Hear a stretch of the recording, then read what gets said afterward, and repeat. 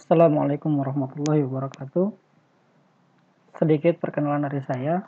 Di YouTube channel ini, saya akan mencoba membuat simulasi tambang batu bara menggunakan software 3D Mind dan beberapa software yang lain. Contohnya kayak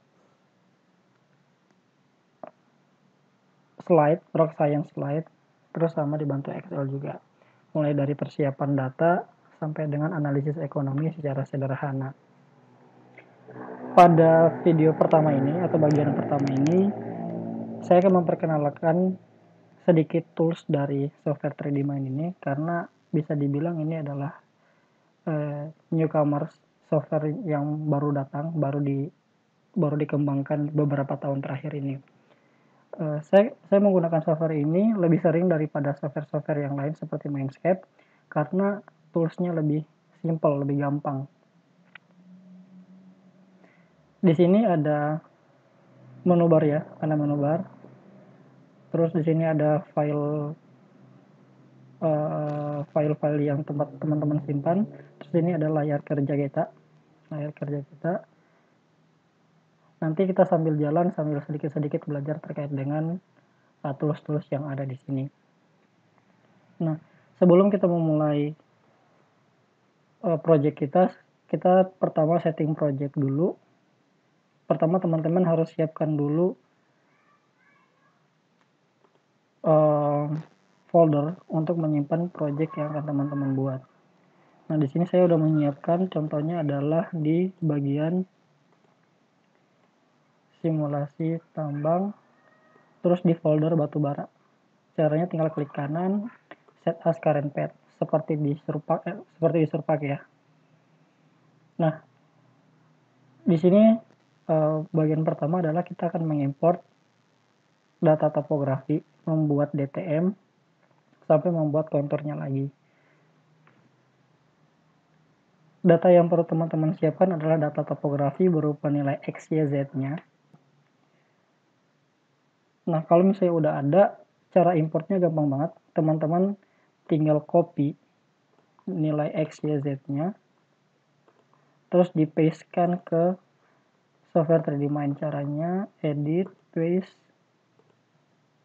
coordinate string. Kalau belum muncul, tinggal di full screen aja di bagian sini. Nah, nanti dia akan muncul seperti ini. Ini adalah string topografi yang kita import dari Excel tadi. Setelah itu, string ini kita exploit menjadi poin-poin. Nah, di sini teman-teman ada sedikit tips ya. Kalau di 3D Mind itu, teman-teman kalau mau select dari kanan ke kiri, cukup di bagian tertentu sedikit aja yang kena pada stringnya. Nanti dia otomatis akan memblok semua string yang terkonek. Seperti ini contohnya. Nah, tapi kalau teman-teman blok dari kiri ke kanan, teman-teman harus blok semua.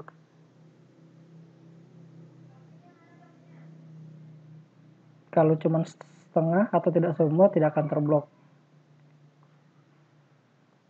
Oke. Nah, caranya tinggal kita blok stringnya, terus kita exploit. Nih, toolsnya ada di bagian pojokan kanan bawah, tinggal klik exploit, maka string tersebut akan berubah menjadi poin. Bentuknya seperti ini nih, poin-poin seperti ini. Kalau sudah, dari poin-poin ini kita akan membuat DTM atau triangle-nya. Kalau di Mindscape ya, di triangle, DTM, klik DTM. Nah, ini ada 3 pilihan. Ada specific layer. Specific layer ini adalah di bagian sini. Nanti teman-teman mau fokus di layer yang mana. Terus yang kedua ada screen visible objects. Jadi apa yang tertampil di dalam layar kerja sekarang, dia akan membentuk DTM secara otomatis. Yang ketiga adalah selection object. Jadi teman-teman memilih dulu objek mana yang akan dibuat DTM, terus di create DTM-nya. Nah, karena di sini kita baru menampilkan hanya ada satu layer dan hanya ada satu data yang mau kita buat, maka kita pilih ini aja, screen visible. Oke, kita tunggu prosesnya sampai dia akan membentuk layer solid. Nah, kalau di 3D Main, dia secara otomatis akan membentuk solid model atau triangle-nya ya di sini di TM.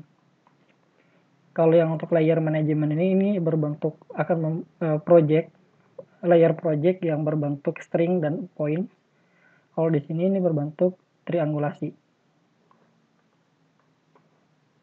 Nah, ini hasil DTM kita topografi tadi dari poin-poin tadi yang kita buat. Ini adalah topografinya. Oke, ini kita bisa munculkan lagi. Nah, dari DTM ini teman-teman bisa membuat konturnya. Caranya adalah tinggal pergi ke menu bar DTM, contouring, dan DTM contouring. Klik DTM yang mau dijadikan kontur, klik kiri. Nah, nilai yang di atas ini akan otomatis muncul dari start value sampai ke end value-nya berapa. Ini adalah posisi terendah dan ini adalah posisi tertinggi dari kontur topografi yang ada. Terus step ini adalah kontur interval. Teman-teman mau buat kontur intervalnya berapa. Terus di dalam kontur interval kalau misalnya teman-teman mau membuat label atau indeksnya berapa, tinggal centangin aja. Nah, text height-nya ini adalah ukuran dari label tersebut. Terus frekuensi ini adalah setiap jarak berapa label itu akan dimunculkan. Tapi di sini saya tidak memerlukan label, jadi saya tidak centang. Terus tinggal di oke aja. Oke, kalau misalnya out of memory berarti laptopnya kurang kuat ya. Teman-teman bisa keluarkan lagi, terus nanti dibuka lagi. Tapi sebelum dikeluarkan, teman-teman simpan dulu aja filenya tadi. Caranya tinggal, kalau bentuk teman-teman pointernya bulat seperti ini, itu menandakan bahwa ini dalam mode 3 dimensi. Kalau misalnya mau merubah ke bentuk 2 dimensinya, tinggal klik kanan, switch to 2D. Tinggal select DTM yang mau disimpan, klik kanan, save selection, terus tinggal dikasih nama. Misalnya DTM topo. Nah, karena teman-teman tadi sudah mengatur project settingnya di mana, dia secara otomatis akan mengarahkan file yang akan teman-teman simpan ke file project yang udah disetting tadi. Kalau sudah, tinggal oke aja. Baru kita keluarkan 3D Main-nya lagi, terus kita buka lagi.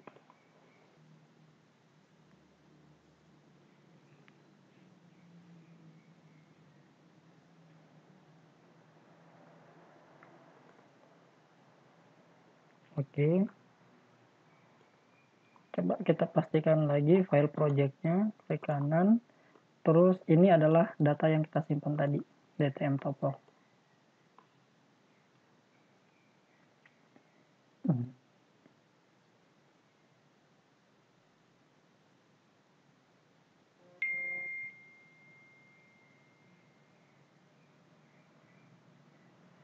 Oke, kita lanjut ya.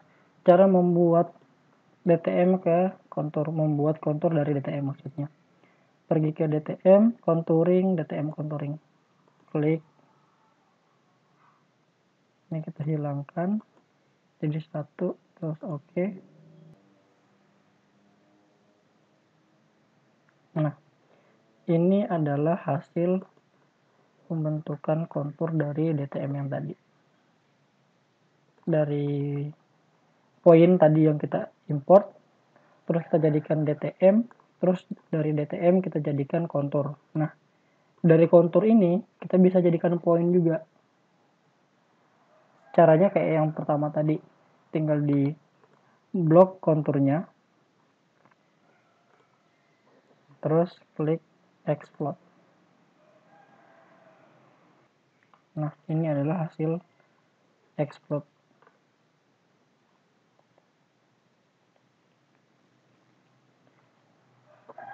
Oke, kalau sudah, teman-teman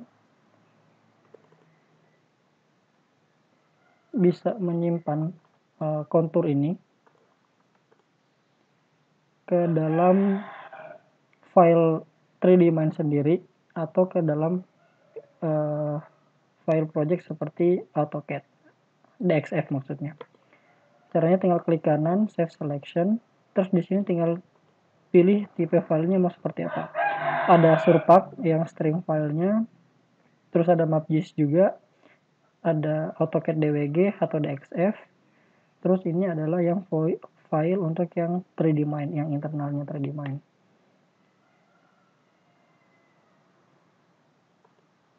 Ini kita pakai original aja, kita pakai 3D Main dulu, baru kita save.